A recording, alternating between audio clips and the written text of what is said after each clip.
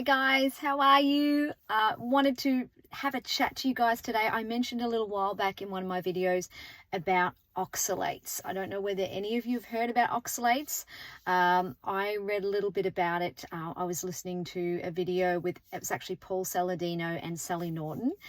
And I was blown away because I'd never really heard much. I'd heard a little bit when I was looking into Carnivore about the oxalate dumping, but didn't really understand what it was. So when I listened to this video, and I'll link the link below so you can have a listen, I was blown away. And then I've gone on to order Sally Norton's book, which is called Toxic Superfoods, and she explains a lot about it. And I just thought I'd bring it up because it really made so much sense to me. And when we think about our nutrition and what we eat, and we have a lot of ailments and things going wrong with our body, and the way that we're normally diagnosed is, with tests and blood tests, and, doctors these days don't ask us, like, what are you eating and what have you been eating? And I really think that needs to change. So oxalates are basically plants designed to have these defense mechanisms. So they're a mechanism to defend plants, basically, and it's a little a molecule. You can listen to the more descriptive description of what it is in some of the videos, but it's basically formed and can go into the body, into the bloodstream. It can get into the tissues, and it can affect your body in some really, really quite harmful ways, which show up all differently depending on how you process things in the body. So I was blown away because I'm thinking a lot of people these days are trying to be healthy, and we're all sort of talked into this plant-based way of being is healthy, which I was one of those people, only probably a year ago, and I've been now doing carnivore for 6 months. So I was on a predominantly plant-based diet, whole foods diet. I thought I was super healthy. I always looked up things about nutrition and my health, and I was on all the high antioxidant and all that stuff, type of veggies and fruit.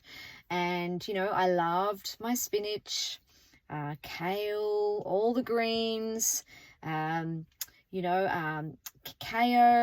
the dark chocolate, in moderation, obviously, and the quinoa and all the grains that were full of protein, brown rice, not having any of the white stuff, not having bread, and just cutting out all the processed stuff, which was great, which has got all the yucky seed oils and sugars. But I was having predominantly whole foods, and I was also eating a lot of vegan, I shouldn't say vegan, plant-based protein, which the one I used to use had lots of peas, chickpeas, brown rice, and cranberry. That was the basis of it, and a little bit of pepitas and things. And I'd eat a lot of pumpkin seeds and sunflower seeds and almonds and almond meal. And then I tried to make, more sort of, because I loved a little bit of breads and carbs, I'd try and make my own used almond meal or almond flour to make things. I thought this was great. I'm like doing great. And this was probably, I started doing more the plant-based or products probably in 2015. And then in 2016, I was apparently diagnosed with a rheumatologist with psoriatic arthritis. So I had an autoimmune condition which came sort of from nowhere. I was getting into I was 40, I think, when I was diagnosed. And I thought, wow, I'm eating so healthy, and I exercise and, drink water. I hardly drink any alcohol or anything like that. I'd cut back on all that stuff. So none of it made sense to me. I just thought, oh, well, I've been diagnosed with it. That's it.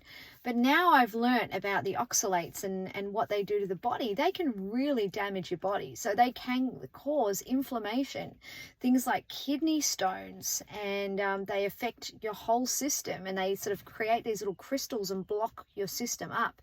And over time, when you're having a lot of these foods, which we're all taught is amazing, sweet potato, another one, have all these things. People think they're doing the right thing by themselves and their families and their children, but yet we're never ever told this stuff by our doctors, and our doctors never ask us what we're eating. I still think a lot of people studying nutrition don't get taught this. It is crazy. And I'm like, why do we not know this? Like, I would never have eaten that stuff. So that was building up in my system. And I was having smoothies every morning with handfuls of spinach. I was eating kale all the time. I was eating all that stuff. And it was just building up in my system. And I honestly think I was inflamed from all the oxalates that I was eating. So have a think about how much you're eating. Ideally, a low oxalate or regular oxalate type diet is 150 to 200 milligrams a day. Now, I've got this fantastic book. You could probably look it up online, Toxic Superfoods. I'll put Sally's video there and you can see about it and Google her. It's got so much information in there. So just to give you an idea, if you were having, and I haven't got it here, but in the book they give an example of a healthy meal for the day, which was, a bit of oatmeal, and oatmeal is another one that's high in oxalates. Oatmeal with some fruit and a few nuts, maybe almond milk, because I stopped having dairy because I was told to stop having dairy. And, it might have had like a mandarin for a snack. And then there was something like lunch was like a spinach salad with some more nuts, and might have had some sort of meat in there, some chicken. And then there might have been for dinner, might have been chicken and sweet potato and maybe like a little snack, like a chocolate chip cookie or something. That was like something like 800 to 900 milligrams of oxalates. And most people, if you tell them that, would go, wow, that's so healthy, But in oxalates, it's really high.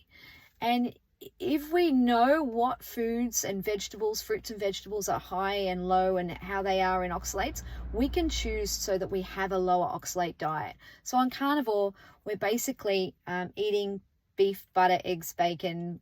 You can eat fish and chicken. It's a higher protein diet with hardly any carbs. If you're keto, you've probably got a bit more carbs, but hardly any oxalates. But things like, so I'm not eating a lot. I do still have a green tea every now and again and a coffee, which has got about 20 to 30 milligrams. It's very low.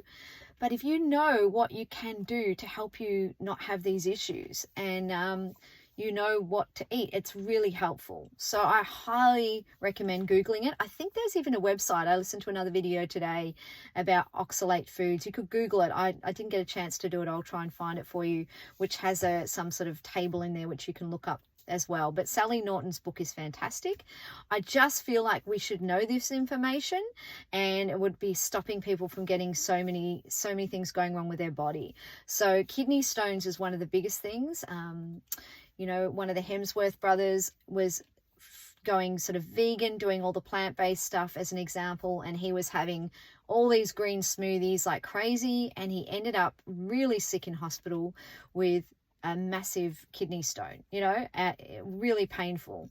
And that's what can happen when you have too many oxalates. So kidney stones, inflammation in all parts of the body. So inflammation in your joints can come out as any of the arthritises, so rheumatoid, sciatic, all that sort of thing, the itises. The inflammation in your tissues can be things like fibromyalgia, all that sort of stuff.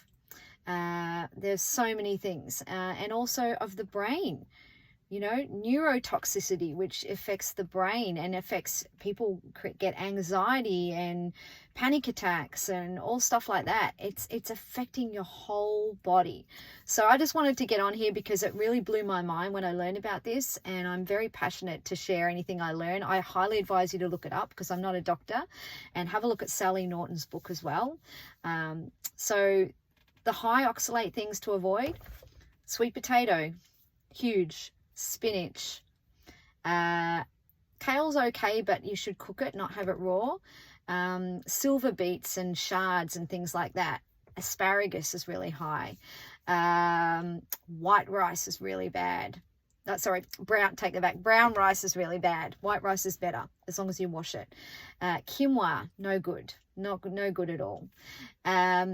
Almonds, cashews, a lot of the nuts, really bad. Really bad. I was having almond flour like there was no tomorrow. No, not good. Peanuts, really high. Cacao and your dark chocolate and your cacao nibs and things like that, really high. Fruits, clementines, mandarins, oranges, really, really high. Anything with a seed in it, so pomegranates, raspberries, blackberries, star fruit, really, really high. So there's just a handful of them to avoid, so you can have a look at that. If you're going to go for safe things, grapes aren't too bad, pineapple, all your melons, your watermelon, your cantaloupes are really good. Grapefruit, but the yellow one is okay. And then for your veggies, your regular potatoes are better. Things like lettuces, a lot of the lettuces are good. Cauliflower's okay, some cabbage. So there's some safe ones, and these are just the ones I'm remembering. You probably have to look them up, and stay away obviously from your dark chocolate, cacao, all that stuff. And yeah, that gives you a sort of snapshot into it. Anyway, I hope this has been interesting. I could talk a lot about it, and have a look, check it out. And I'll put the link down to Sally Norton's video where she talks to Paul Saladino. And if you are keen to get her book, it's fantastic. It is a fabulous reference. And yeah, let's get healthy and be how we're meant to be and live this optimal human life, eating an optimal human diet. Take care, guys. Love to hear how you're doing. And